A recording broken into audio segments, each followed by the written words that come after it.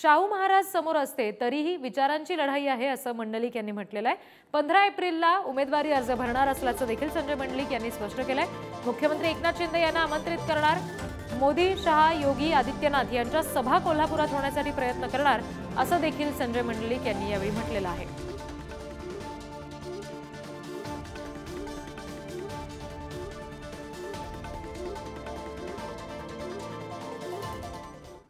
महत्त्वाचे नेते देखील इथे येणार आहेत। चंद्रकांत पाटील असतील, महाडिक साहेब असतील, काय नेमकी आता रणनीती या प्रचार कार्यालयातून आता सुरू होणार? रणनीती ठरलेली आहे। प्रचार कार्यालयातून फक्त कार्यकर्त्यांना त्यांचं नियोजन, प्रचाराचं नियोजनच फक्त सांगणार आहे।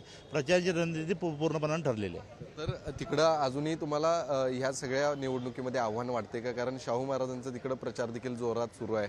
आपल्या विरोधातले ते उमेदवार असणार आहेत। नेमकी आता महायुती आणि महाविकास आघाडी यांच्यातील ही फाईट असते। ही उमेदवारांची लढाई नाही, शाहू कासबा कुस्ती मैदानातली कुस्ती नाही। आणि मग कुस्तीच असेल तर मग कसलेला मल्ल जरी असला तरी कशा कुस्त्या करायच्या आहे मंडलिक साहेबांनी आम्हाला शिकवलेलं आहे। आणि म्हणून ह्या कुस्तीपेक्षा ही विचारांची लढाई आहे।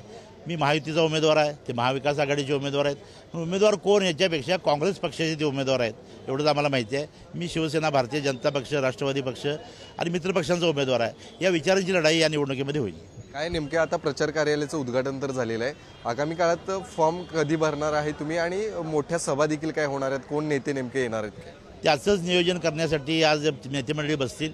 15 तारखेला माझा फॉर्म भरायचा आहे, त्यासाठी आदरणीय मुख्यमंत्र्यांना आम्ही निमंत्रित करणार आहोत।